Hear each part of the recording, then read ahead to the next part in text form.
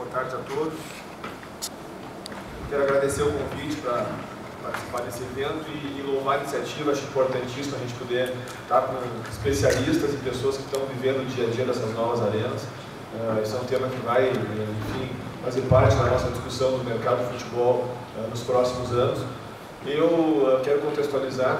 Nos últimos 8 anos, 6 eu fui vice-presidente do Grêmio, acompanhei todo o projeto da planejamento e construção da arena. Continuo conselheiro, mas não faço mais parte da diretoria. Hoje eu estou no mercado, tentando aproveitar um pouco da minha experiência na construção de arena e no dia a dia de um clube de futebol.